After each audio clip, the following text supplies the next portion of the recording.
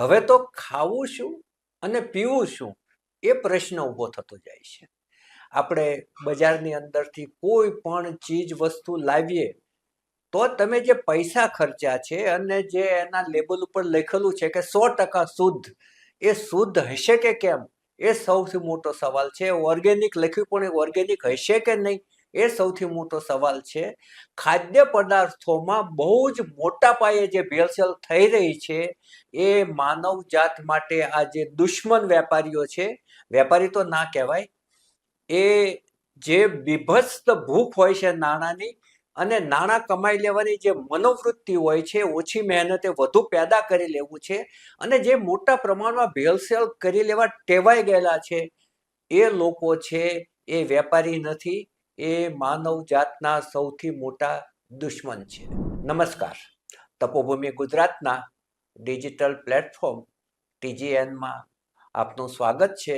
આજે આપણે વાત કરવી છે ખાદ્ય પદાર્થોમાં થતી ભેળસેળ ઉપર, અને એ માટે આપણા સ્ટુડિયોમાં પધાર્યા છે નરેન્દ્રભાઈ રાજપુરોહિત, જેઓ આહાર મેનેજમેન્ટ એસોસિએશન નામની સંસ્થા ચાલે છે, એના માનદ ચેરમેન છે, અને લોકોને શુદ્ધ ખાવાની વસ્તુઓ મળે, ભેળસેળ વગરની વસ્તુઓ મળે, લોકો જે પૈસા ખર્ચે છે એને એનું પૂરેપૂરું વળતર મળે, કે એને તંદુરસ્તી ગુમાવીને એને ચૂકવણું ના કરવું પડે, એ માટે એવું વર્ષોથી કામ કરી રહ્યા છે કે ખાવાની ચીજો છે એ માણસ જે પૈસા ખર્ચે છે એને જાણ હોવી જોઈએ કે આ ખાદ્ય પદાર્થમાં કઈ કાચી સામગ્રી વપરાયેલી છે.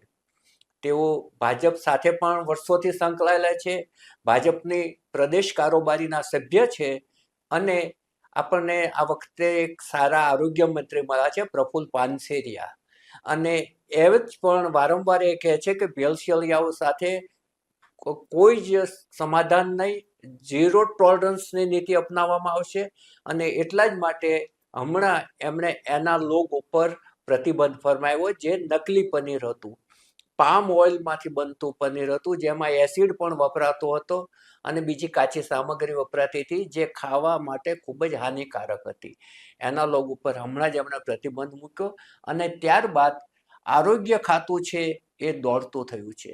બીજી વાત સૌથી સારી એ થઈ છે કે મહારાષ્ટ્રની અંદર ફૂડ ડિપાર્ટમેન્ટની અંદર એક બહુ જ સારા જે અધિકારી સાંપડ્યા છે, IAS અધિકારી તુકારામ મુંડે, એણે પણ મોટી મોટી હોટલો, રેસ્ટોરન્ટ, બધી જ જગ્યાએ રેડ પાડવાનું ચાલુ કર્યું છે. ઇવન હાઈકોર્ટની કેન્ટીનમાં પણ એમણે તપાસ કરી કે ક્યાં શું મળે છે ને કેવું મળે છે, અને એમણે જ્યારે એનાલોગ ઉપર પ્રતિબંધ ફરમાવ્યો, ગુજરાત અને મહારાષ્ટ્રમાં એક જ દિવસે એનાલોગ ઉપર પ્રતિબંધ આવ્યો, પરંતુ એમની જે રીતિનીતિ છે અને એમની જે સ્ટાઇલ છે એ જોઈને દેશ આખાની અંદર એક જાગૃતિ આવી ગઈ છે, અને દેશના તમામ જે હેલ્થ ડિપાર્ટમેન્ટ છે, ફૂડ એન્ડ ડ્રગ્સ ખાતા છે, એ બધાના જે અધિકારીઓ છે દોડતા થયા છે, અને ખાદ્ય પદાર્થોમાં ભેળસેળ થતી હોય, બિન આરોગ્યપ્રદ વાતાવરણ, ગંદા વાતાવરણની અંદર કોઈ વસ્તુ બનતી હોય તો એને અટકાવવા માટેના પ્રયાસો ચાલુ થયા છે, અને એ એક બહુ જ સારું ચિહ્ન છે. પરંતુ આપણે ઈચ્છીએ કે આપણે જે નાણાં ખર્ચીએ છીએ, આપણે આઈસ્ક્રીમ માટે નાણાં ખર્ચીએ છીએ, પછી આઈસ્ક્રીમ જ હોવું જોઈએ, એ પછી ફ્રોઝન ડેઝર્ટ ના હોવું જોઈએ, એમાં દૂધ તો હોવું જોઈએ. ફ્રોઝન ડેઝર્ટ શું અને આઈસ્ક્રીમ શું એ પાછી સામાન્ય માણસને ખબર નથી હોતી. પરંતુ નરેન્દ્રભાઈ આના બહુ જ મોટા અભ્યાસુ છે. નરેન્દ્રભાઈ, આપનું સ્વાગત છે. આપને સૌથી પહેલો સવાલ એ છે કે બહુ જ મોટા પ્રમાણમાં ખાદ્ય પદાર્થોમાં ભેળસેળ થઈ રહી છે, મસાલાઓમાં ભેળસેળ થઈ રહી છે, જે સૌથી આરોગ્યપ્રદ ગણાય એવા ફ્રૂટ્સ, જે લોકો બીમાર લોકોને ખવડાવવા માટે લઈ જતા હોય છે, એ ફ્રૂટ્સમાં પણ કૃત્રિમ રીતે પકવેલા હોય છે અને કેમિકલ્સથી પકવેલા હોય છે.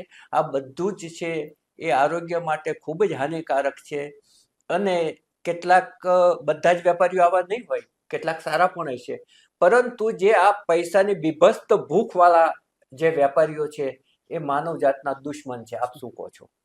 જી સાહેબ, નમસ્કાર. અમારું આહાર એસોસિએશનનું મુખ્ય બનાવનો સંગઠનનો અમને વિચાર બીજ જ આદરણીય તત્કાલીન મુખ્યમંત્રીને આદરણીય હાલના વડાપ્રધાન નરેન્દ્રભાઈ મોદીજી આપ્યું હતું કે ભાઈ પુરોહિત આવા સંગઠન બનાવો જેથી ફૂડ એન્ટરપ્રેન્યોર બધા ભેગા થઈ અને એ લોકો સંગઠિત થાય અને જે સારા વેપારીઓ થાય એ સન્માનિત થાય અને ખોટા હોય એ દંડિત થાય. એટલા માટે છેલ્લા 15 વર્ષથી અમે આ પ્રયાસ કર્યો છે અને વર્ષમાં 3-4 વખત અમે આ જાગૃતિ માટેના અવેરનેસના કાર્યક્રમ વારંવાર અમે કરીએ છીએ. જેમ કે ટ્રેનિંગના પ્રોગ્રામો આપીએ છીએ, લાઇસન્સ કેવી રીતે લેવાના એના પ્રોગ્રામો કરીએ છીએ, ટીપીસી જે બળેલું તેલ કેન્સર થાય એના માટેનો કાર્યક્રમ આપીએ છીએ. લોકો આપણા જે કારીગરો છે એ રોગમુક્ત હોય એના માટેના મેડિકલ કેમ્પો વચ્ચે તમે આખા પાણીપુરીવાળા આખા ગુજરાતના 500 લોકોને ભેગા કર્યા હતા. એ રીતે અવેરનેસના કાર્યક્રમો અમે રાખીએ છીએ. તો આદરણીય કારણ કે મોદી પાણીપુરી વાળાનું આરોગ્યની ચકાસણી થાય તો ખાસ હા જરૂરી છે. કારણ કે ઘણી વખત તો અમુક લોકો અંદર હાથ નાખીને પણ એનું જે કરે છે. પાણી હોય છે એને પેલું કરતા હોય છે. એટલે એમાં વધુમાં વધુ જાગૃતિ આવે અને વધુમાં વધુ સ્વચ્છતા રહેતી થાય એ જરૂરી છે. કારણ કે ગ્લોવ્સ ને માથે કેપના વારંવાર પરિપત્રો બહાર પાડે છે પણ લોકો પાલન નથી કરતા. આપ ચાલુ રાખો આગળ. જી સાહેબ, એટલે અમે વારંવાર કાર્યક્રમના અંતર્ગત અમે 3જી ઓગસ્ટના દિવસે સાઈબાગ ખાતે એક આરોગ્યના શહેરના અધિકારી તેજસભાઈના નેતૃત્વમાં એક મિટિંગનું આયોજન રાખ્યું હતું. એમાં જે સારા પ્રતિષ્ઠિત વેપારીઓ છે એ લોકોને બધાને બોલાવી અને એ સમયે અને એના પહેલાં પણ અમે લોકોએ માનનીય આરોગ્ય સચિવશ્રીને, આરોગ્ય મંત્રીશ્રીને પત્ર દ્વારા અને મૌખિકમાં જાણકારી કરી હતી કે ભાઈ આવા જે કંઈ અનિષ્ટ તત્વો છે એ લોકોને રોકવા જોઈએ અને સારા જે વેપારીઓ છે એમને પ્રોત્સાહિત કરવા માટે એક સારી પોલિસીનું નિર્માણ કરવું જોઈએ. અને આદરણીય મંત્રી શ્રી પ્રફુલભાઈએ અમારી વાતને સાંભળી અને જ્યાં ખોટું એનાલોગ પનીર કે એક અખાદ્ય પદાર્થો ખાદ્ય હોય, અનસેફ હોય કે ભાઈ જે ખાવાના ઘટકો હોય એ તો ચાલી જાય પણ આમાં તો ખાવાના ઘટકો જ નથી હોતા, એકદમ અનસેફ વસ્તુ હતી. એટલે એ ન જ વપરાય એના માટે પ્રતિબંધ લગાવ્યું. એટલે અમે સરકારને ખૂબ અભિનંદન પાઠવીએ છીએ સાહેબ. અને ગઈકાલે અમે આદરણીય મંત્રીજીને મળવા માટે ગુજરાતભરના મુખ્ય એસોસિએશનના એટલે અમારા જે પદાધિકારીઓ છે એમને પાલનપુરથી, વડોદરાથી, સુરતથી, અમદાવાદથી અમે બધા ત્યાં ગયા હતા અને એમને વાત કરી હતી. એના પછી જેમ આપણી સાથે વાત થયા મુજબ અમે લોકો બીજા મુદ્દા પણ સાહેબને ધ્યાનમાં મૂક્યા કે ભાઈ આઈસ્ક્રીમના નામે ફ્રોઝન ડેઝર્ટ વેચાય છે જે સામાન્ય લોકોને નરેન્દ્રભાઈ, હું એ જ કહેવા જતો હતો કે આપના આ રજૂઆત કરો છો બધું સારું છે પણ વેપારીઓ જે છે ને એ ફ્રોઝન ડેઝર્ટ છે એ આઈસ્ક્રીમના નામે પધરાવે છે. લોકો આઈસ્ક્રીમ માગે છે ને આપે છે અને આપણે ત્યાં લોકોમાં પણ એટલી જાગૃતિ નથી કે ઉપર વાંચતા નથી. અને જે વેપારીઓની ચાલાકી એ છે કે એમાં જે પામ ઓઇલ ને બધું લખ્યું હોય છે ને એટલા ઝીણા અક્ષરે લખ્યું હોય છે કે લોકોને દેખાય પણ નહીં. આજે લગભગ તમામ બિસ્કિટની અંદર પામ ઓઇલ વપરાય છે પરંતુ એટલી ઝીણા અક્ષરે લખ્યું હોય છે. તો આપે એ પણ રજૂઆત કરવી જોઈએ કે ભાઈ અલગ અલગ કલર હોવા જોઈએ. ભાઈ એ ગ્રેડનું હોય તો એ આ કલરનું લેબલ હોવું જોઈએ, બી ગ્રેડનું હોય તો આ, અને સી ગ્રેડનું હોય તો આ. તો શું છે કે જે ઓછું ભણેલા લોકો છે કલર જોઈને પણ એ સમજી શકે કે પોતે કઈ ચીજ વસ્તુ ખરીદી રહ્યા છે, કયા ગ્રેડની ખરીદી રહ્યા છે. નંબર 1. નંબર 2 કે એના પર જે એક્સપાયરી ડેટ હોય છે એ એક્સપાયરી ડેટનું જે નાખવાનું જે નિયમ છે બહુ સારો છે પરંતુ એ જે વેપારીઓ અથવા તો વચેટિયાઓ જેના ત્યાં માલ પહોંચી ગયો છે એક્સપાયરી ડેટ સાથે ચેડા કરીને એને ફેરવી નાખતા હોય છે. ભૂતકાળની અંદર એક વાનમાં એક બ્રેડના જે પેકેટ હતું એના પર એક્સપાયરી ડેટ ફેરવતી એક વ્યક્તિ છે એ પકડાઈ હતી ને કોઈએ એનો વિડીયો પણ ઉતારી લીધો હતો. એવી રીતે ઠંડા પીણા અને મેગી કે જે નાના બાળકો ખાય છે એના ઉપરની જે એક્સપાયરી ડેટ છે એ પણ ચેન્જ કરી નાખતા હોય છે. એટલે આ બધા જે તફાવત છે એ સામાન્ય લોકો સમજે અને એના જે પૈસા ખર્ચી રહ્યા છે એના પ્રમાણમાં એક સારી અને સાચી વસ્તુ એના હાથમાં આવે એ માટે આપ એમને શું માર્ગદર્શન આપશો ગ્રાહકોને? જી સાહેબ, અમે ગ્રાહકોને એક અમારા સંદેશ આપના ટીવીના માધ્યમથી, આ ન્યૂઝ મીડિયાના માધ્યમથી અમે એક સંદેશ આપવા માંગીએ સાહેબ કે લોકો જે કંઈ ઘટકો છે એ સ્પષ્ટ વાંચે. કારણ કે કંપનીઓવાળા લખીને છટકી જાય છે. જેમ કે સાહેબે હમણાં કહ્યું ફ્રોઝન ડેઝર્ટ આઈસ્ક્રીમ, ભોજન ડેસર્ટમાં બિલકુલ એક અંશ માત્ર પણ દૂધ હોતું નથી. એવી રીતે માવા દૂધના બદલે કયો પદાર્થ એ વાપરતા હશે એમાં પામોલિન કે જે ઓઇલ, દૂધ જેવું લાગે છે? પામોલિન ઓઇલ, સોજી અને સ્કીમ્ડ મિલ્ક એટલે મલાઈ કાઢેલા દૂધનો પાવડર અચ્છા, હા હા હા. એ વપરાતું હોય છે. એવી જ રીતે આપણે સાહેબ જે માવો છે એ સાહેબ ખૂબ મોટું દૂષણ આ દેશમાં ચાલી રહી છે. અત્યારે તહેવારોની સિઝન, ખૂબ મોટા તહેવારો આવે છે. લોકો આપણા ભારતમાં મીઠાઈની પરંપરા છે આપવાની, અને અત્યારે વિદેશી કંપનીઓ પણ ખૂબ ભ્રામક પ્રચારો કરી અને આપણી પરંપરાગત મીઠાઈઓ તે પરથી લોકોને સુખ થાય અને એમાં આવું આવી જાય એટલે ઓર વધારે સુખ થાય એવું જથ્થાબંધ પેકિંગની અંદર તે ઘટકો લખી અને છટકી જાય છે. પરંતુ એની અંદર અંશ માત્ર પણ સાહેબ દૂધ નથી હોતો. માવાના નામે વચ્ચે તો આપણે ચોકના પાવડર વાળો માવો પણ વેચાતો છે, ટેલ્કમ પાવડર. ટેલ્કમ પાવડરનો સાહેબ. એટલે એ ખૂબ મોટું ખરાબ હતું. એટલે મેં આદરણીય મંત્રીજીને ગઈકાલે અમે એ જ જણાવ્યું કે સાહેબ આવા જે તત્વો એના પર બેન, જેમ આ એલોગન પણ લગાવ્યું પનીર પર, એવી રીતે એના પર કાં તો બેન લગાવીએ અને આપણે એવું લાગતું હોય કે દૂધની ઘટ છે ને તો અલગ અલગ પ્રોડક્ટની અલગ અલગ સ્પષ્ટ એનો ઉલ્લેખ હોય કે ભાઈ આ જે વસ્તુ છે આની બનેલી છે અને આ દૂધની બનેલી છે, તો જેથી લોકોને સ્પષ્ટ ખ્યાલ આવી શકે, અથવા આપી જેમ સૂચન આપ્યું એવું કલર કોડ રાખે તાકી સામાન્ય જનતાને ખ્યાલ આવી જાય સાહેબ. હું તમને કહું કે જેમ ગાંધીનગર તરફથી માવાની અંદર ટેલ્કમ પાવડર ભેળવતી ફેક્ટરી પકડાઈ જી ગઈ, સાહેબ. એવી જ રીતે બરફી શબ્દ વાપરી અને ચીટિંગ થાય છે. હા, હવે બરફી અને માવા વચ્ચેનો જે તફાવત છે ને એ એનાલોગ અને પનીર વચ્ચેના તફાવત જેટલું જેવું સ્પષ્ટ છે. જેવું છે સાહેબ. કારણ કે બરફી છે એ કોઈ દૂધનો માવો નથી નથી. અને વેપારીઓ છે એને દૂધના માવા તરીકે વેચે છે, અને એ જ્યારે એના પેકિંગમાંથી પછી જ્યારે એ છૂટું થઈ જાય છે ત્યારે તો પછી કોઈને ખબર કોઈને જ ખ્યાલ નથી નથી પડતી આવતો કે આ શું છે. બિલકુલ અને એમાંથી મોટા ભાગની મીઠાઈઓ બને છે જે માવાના મીઠાઈ તરીકે વેચાય છે અને લોકો એમાંથી છેતરાય છે. નરોડા તરફ મેં સાંભળ્યું છે જી સાહેબ. નંદનભાઈ કે કેટલીક ફેક્ટરી એવી છે કે તમે એમ કહો કે મારે આજે 5,000 કિલો માવો જોઈતો છે કે 10,000 કિલો જોઈતો છે, તમને 24 કલાકમાં તૈયાર કરી આપે મળી છે. જાય. તો એટલી પ્રમાણમાં દૂધ જ ઉપલબ્ધ નથી તો પછી એ તમને બરફીના આપે છે. લેબલ મારીને આપશે અને તમે પછી ત્યાં લઈ જઈ અને એનું લેબલ કાઢી અને છૂટક માવા તરીકે વેચશો. જી સાહેબ. તો આ બેનો તફાવત જે છે એ સ્પષ્ટ નથી. નથી સાહેબ. એટલે જે આપની વાત છે કે ભાઈ સરકારે છે આ રીતે સ્પષ્ટ કરવી જોઈએ. કારણ કે જે પેલા દૂધનો હલવો આવે છે એમાં પણ મિલ્ક કેક ને મિલ્ક કેકના નામે એ વેચાય છે. વપરાતું હોય છે. એ હમણાં જ આપણે ચર્ચા થઈ કે આમાં મિલ્ક કેક હોય છે, દૂધના માવા જેવું કંઈ હોતું જ નથી.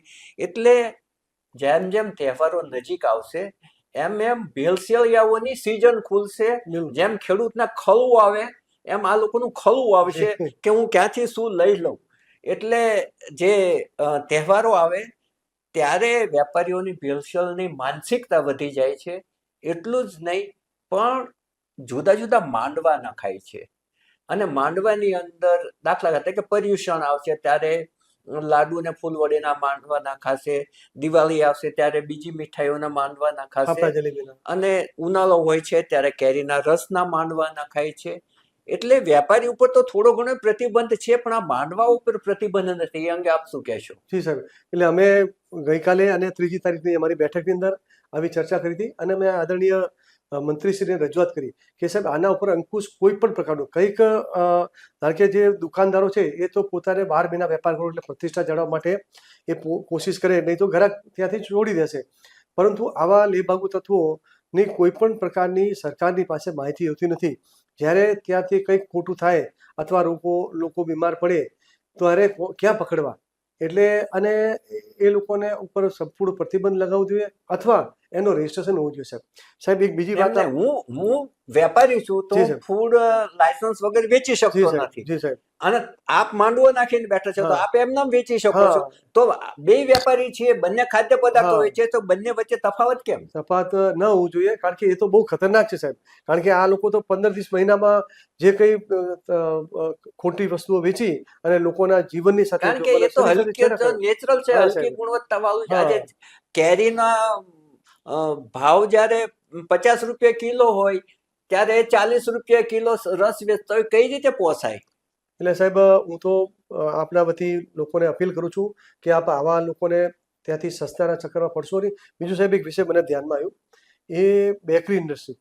સાહેબ જે પાઉં છે ને એ પાઉની અંદર ઈસ્ટ તો ઠીક છે, પણ એની અંદર એવા તત્વો ઉમેર્યા છે કે એ તત્વોથી એ 5 7 દિવસ સુધી પાઉં બગડતા નથી.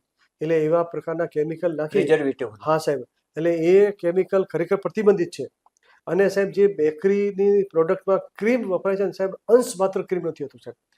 કાજુ કતરી સાહેબ બજારમાં સારામાં સારી દુકાનમાં તમને 1000 રૂપિયા મળે, અને સાહેબ કેક પણ 1500 2000 રૂપિયા કિલો વેચાય, અને એક અંશ માત્ર એમાં ક્રીમ નથી હોતું. એ કંઈક એવા ફેટ હોય છે જેને આ પામોલિન જેવા પદાર્થોથી એને કરી અને રંગ વગેરે, અને અકૃત્રિમ કલર હોય સાહેબ. એટલે બેકરી ક્ષેત્રની અંદર અખાદ્ય કલર. અખાદ્ય કલર સાહેબ, એ આજના યુથને આ વિદેશી હોવાથી ખૂબ એના પર આકર્ષણ છે, પરંતુ સાહેબ કેક અને બેકરી પ્રોડક્ટ બીજું ખૂબ હું હાનિકારક છે એમાં એક શબ્દ ઉમેરું છું કે ઘણી જે નાની બેકરીઓની વાત જી છે સાહેબ. કે એ એની જે પ્રોડક્ટ કરતી હોય છે જગ્યાઓ પણ બહુ ગંદી હોય બહુ છે. ગંદી સાહેબ. કારણ કે ભૂતકાળમાં જ્યારે અમદાવાદ મ્યુનિસિપલ કોર્પોરેશનના હેલ્થ ખાતાએ જ્યારે રેડ કરી અને એને જ્યારે ફોટોગ્રાફ્સ અમને આપ્યા હતા, ત્યારે ફોટોગ્રાફ જોઈને પણ સૂગ શું ચડતી કહે હતી સાહેબ? કે એને બાંધેલા લોટ હોય એ વોશરૂમમાં મૂક્યા હા હોય, સાહેબ. અને એના લોટના ડબ્બા હોય એ વોશરૂમમાં પડ્યા હોય, એની પાસે સ્ટોરની સારી જગ્યાએ ના હોય. એટલે એ તો કે જે બેકરી આઈટમો છે એ સાહેબ ખરાબ છે.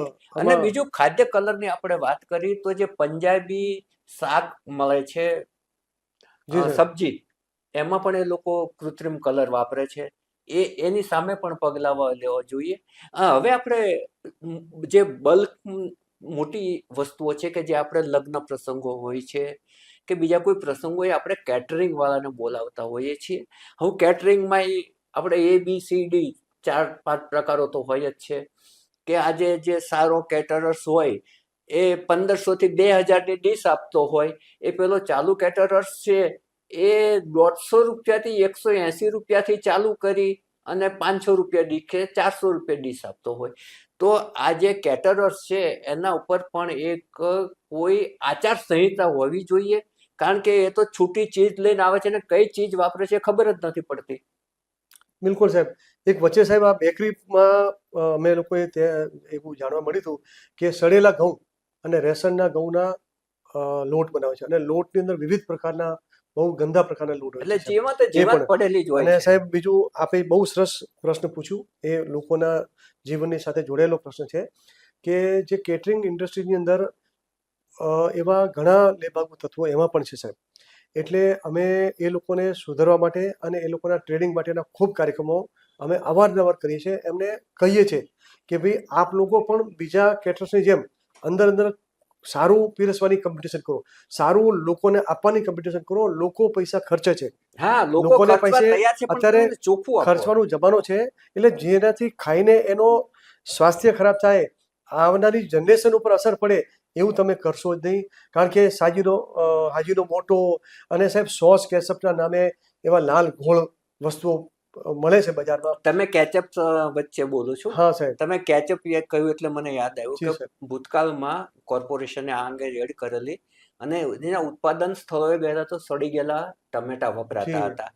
અને જ્યારે આ સેન્ડવિચ વાળા અને બધાને ત્યાં આ રેડ પાડવાનું ચાલુ કર્યું, એ લોકોએ નામ બદલી નાખ્યું. આ જેમ માવાનું હા, બરફી ફ્રૂટ છે ને ચટણી કરી નાખી. એવી રીતે એમને ટામેટાની ચટણી શબ્દ હા, ફ્રૂટ વાપરતા ચટણી. કેચઅપ શબ્દ કાઢી નાખ્યો, હા, સોસ શબ્દ કાઢી કાઢી નાખ્યો. નાખ્યો. એ લોકો ચટણી, પણ એ ચટણી છે એ એટલા સડેલા ટમેટામાંથી બનતી હોય છે કે એ વખતે એ આ બધી જ હકીકતો બહાર આવેલી હતી. એના છતાંય આજે એ ચાલુ જ છે.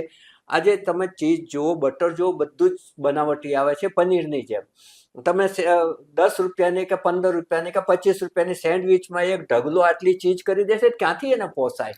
એટલે વચ્ચે આપણે એક ડિબેટ થયેલી ને પછી એક પરિપત્ર બહાર પડ્યો તો આપને યાદ હોય તો સાહેબ. કે ભાઈ ફૂડ પાર્લરોએ બહાર લખવાનું કે ચીજ કઈ એમાં સાહેબ વાપરે આપનો છે. ખૂબ મોટો એટલે આપનો મોટો રોલ છે સાહેબ. કારણ કે એ સમયે કે આદરણીય ભાઈ બહાર તમે બોર્ડ મૂકો જી કે સાહેબ. હું પૈસા ખર્ચું છું ગ્રાહક તરીકે, તો મને જાણવાનો અધિકાર છે કે જી. તમે ચીજ કઈ વાપરો છો, બટર કયું વાપરો છો કે પનીર કયું વાપરો છો. તમે એનાલોગ વાપરતા તો ચોખ્ખું લોકો એનાલોગ મળું છું, હું એને પ્રમાણે પૈસા આપીશ. પણ હું પૈસા સાચા ના આપું છું, તમે મને એ પધરાવો છો. પરંતુ એ પરિપત્ર એ આપણે ડિબેટ પછી બહાર પડ્યો, પરંતુ એનો જે અમલ કરાવનારા લોકો છે કે જેને હેલ્થ ખાતાએ અમલ કરાવવો જોઈએ, ફરીને એ નથી કરાવતા, જેને કારણે ઘણા સારા પરિપત્રો છે માત્ર કાગળ ઉપર જ રહી જાય છે. દાખલા તરીકે હેન્ડ ગ્લોવ્સ અને માથે કેપ પહેરવી જોઈએ, એ તમામ ફરસાણ અને મીઠાઈના વેપારીઓના સેલ્સમેનને પણ લાગુ પડે છે, પણ એ લોકો નથી કરાવતા. એટલે જે સારા પરિપત્રો કે સારા નિયમો બહાર પડે એને જેને અમલ કરાવવાનો છે નથી કરતા, અને જેણે પરિપત્ર કે જેણે કાયદો બહાર પાડ્યો એ લોકો નથી જોતા કે ભાઈ નીચેવાળા અમલ કરાવે છે કે નથી કરાવતા. એને કારણે સારા કાયદાઓ અને સારા પરિપત્રો છે એ મોટાભાગે કાગળ ઉપર રહી જતા હોય છે. આ બાબતની પણ આપે રજૂઆત કરવી જોઈએ એવું મારું આપને સૂચન છે. સહી. અને સાહેબ વચ્ચે આપે એક ખૂબ આપના માધ્યમથી જે અભિયાન ચલાવ્યું હતું અને આપે ડિબેટ કરી હતી, એના માધ્યમથી એક સરકાર લોકો માટે ખૂબ નિર્ણય સારો લીધો હતો કે કિચનનું વિઝિટ. એટલે એ સમયે પણ આપણા ડિબેટમાં વિષય હતો, અને પછી ત્યાં મંત્રીશ્રીને અને આરોગ્ય સચિવ સમયના કોશિયા સાહેબને કે ગ્રાહક કિચન જોઈ શકે, કે જેથી એને ખ્યાલ આવે કે ભાઈ એના કિચનની વ્યવસ્થા કેવી છે, કારણ કે એ બધું ત્યાં જ ભોજન બનતું હોય. ત્યાં સુધી તો એવું જ હતું કે પ્રવેશ બંધી લખેલું હોય. એટલે એ આપણા અભિયાનથી એ બંધ થયું અને બધા લોકો જઈને રસોડા જોઈ શકે. કારણ કે પહેલા તો શું, રસોડામાં જવા માટે લોકો ના પાડતા હતા, હવે અત્યારે જઈ શકે છે, જોઈ શકે છે કે ભાઈ મારું ભોજન કઈ સ્થિતિમાં બને છે, મારી ખાવાની સામગ્રી કઈ છે. એટલે સાહેબ આ કેટરિંગ વાળાઓનો જે આપણે પ્રશ્ન કર્યો એના પર આવું તો કેટરિંગની ઇન્ડસ્ટ્રીની અંદર બધા જ વેપારીઓ એવા નથી, ખૂબ સારા વેપારીઓ છે, ખૂબ ક્વોલિટીનો કંટ્રોલ કરે છે, ખૂબ સારા મસાલા વાપરે છે, એમને જે ટીમ છે એ પણ ફૂલ બહુ જ અપ ટુ ડેટ હોય છે, એકદમ વેલ ટ્રેનર હોય છે. અને સારામાં સારું એ લોકો અમુક તો ભોજન પણ એવી રીતે પીરસે કે જાણે ઘરમાં પીરસતા હોય, બનાવે પણ એવી રીતે કે એક પુરોહિત કોમ્યુનિટી છે એ તો સાહેબ ભોજન જ્યારે બની જાય આખું ભોજન, એના પછી એને ભગવાનને પ્રસાદ ધરાવે અને એ ભોજન જ પીરસે છે. એટલે અમે પૂજારી છીએ, ભગવાનના દાસ છીએ, અને આપ આ પ્રસાદના રૂપે લો છો એવા લોકો પણ છે. અને વચ્ચે એવા લોકો પણ આવી ગયા છે. નરેન્દ્રભાઈ, આવા જે લેભાગુ તત્વોના કારણે આખી ઇન્ડસ્ટ્રી બદનામ થઈ રહી છે, જે આખી કેટરિંગ ઇન્ડસ્ટ્રી છે બદનામ થઈ રહી છે. હવે મારો છેલ્લો સવાલ એ છે, આપણે વાતો તો આમાં ઘણી કરી શકીએ એમ છીએ, પરંતુ સમયની થોડી પાબંદી છે.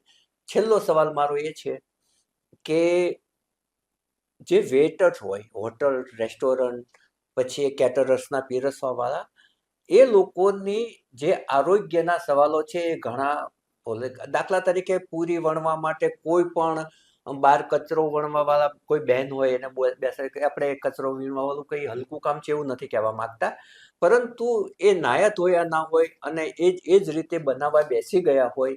એવી જ રીતે જે વેટર છે એના નખ કાપેલા હોવો જોઈએ, એના વાળ વલકતા થોડા સમયે એનું હેલ્થ ચેકઅપ થયેલું હોય છે. આ બધા નિયમો છે, પરંતુ એનું પાલન થતું નથી, જેને કારણે માની લો કે વેટર છે એને કોઈ ચેપી રોગ હોય તો એ સાંજ પડે જે 200 જણને પીરસે છે, 200 જણને એનો ચેપ લગાવે છે. આ વસ્તુ પણ એક અત્યંત ગંભીર પ્રકારની છે. જી સાહેબ, સાચી વાત છે. એ બહુ સારો પ્રશ્ન છે આપનો સાહેબ. એટલે એના માટે અમે લોકો અમારી સંસ્થાના માધ્યમથી વારંવાર એવા કાર્યક્રમો રાખીએ છીએ, મેડિકલ ચેકઅપ. અને અમે જે આવા ચિહ્નિત પણ કર્યા છે જે છયવાળા હોય. ના, પણ હું આખી જગ્યાએ તો પહોંચી વળાય, ગુજરાત તો મોટું છે, પણ આનો એક નિયમ ચોક્કસ હોવો જોઈએ. અને એના જે 5 વેટર હોય તો એના હેલ્થ ચેકઅપ નું છે ને લોકો જોઈ શકે રીતે બોર્ડ હોવું જોઈએ કે ભાઈ આ 1 જાન્યુઆરીએ થયેલું છે અને એની ડ્યુ ડેટ છે એ 1 જૂન છે, 6 મહિનાનું હોય તો. એટલે એ લોકો જોઈ શકે એ રીતે હોવું જોઈએ. અને એ લોકોના જે નખ છે, વાલ છે, માથે કેપ છે, હાથમાં ગ્લોવ્સ છે, એ હોવા જ જોઈએ. અને એનો જે અમલ કરાવનારું જે કોઈ ઓથોરિટી હોય એને ચોક્કસપણે કડકાઈથી અમલ કરાવવો જોઈએ. નરેન્દ્રભાઈ પાસેથી આપણને ઘણું બધું જાણવા મળ્યું, અને આ વિષયમાં તેઓ આમ તો ખરેખર PhD જેટલું જ્ઞાન ધરાવે છે. ડોક્ટર નરેન્દ્ર પુરોહિત કહેવડાવવું જોઈએ, પરંતુ એ એમની જે ભાજપ સાથે સંકળાયેલા છે, સરકાર સાથે સંકળાયેલા છે, છતાં જ્યારે લોકોના આરોગ્યની બાબત આવે ત્યારે સરકાર સામે પણ એટલી જ મજબૂતાઈથી એ રજૂઆતો કરતા હોય છે. બસ અત્યારે આટલું જ. નવા વિષય સાથે આપણે ફરી મળીશું. અમારો વિષય આપને ગમ્યો હોય તો ચોક્કસપણે એને શેર કરશો. અમારી ચેનલ સબસ્ક્રાઈબ કરશો અને તમને કોઈ જગ્યાએ ખાણીપીણીની અંદર સારો કે માઠો અનુભવ થઈ ગયો હોય તો એ પણ અમને કોમેન્ટમાં લખશો તો અમને વધુ આ અંગે કામ કરવાની ખબર પડશે. અત્યારે બસ આટલું જ. નમસ્કાર. નમસ્કાર. આભાર આપણો આભાર. નરેન્દ્રભાઈ. અમને બોલાય એટલે આપણો હા. આભાર.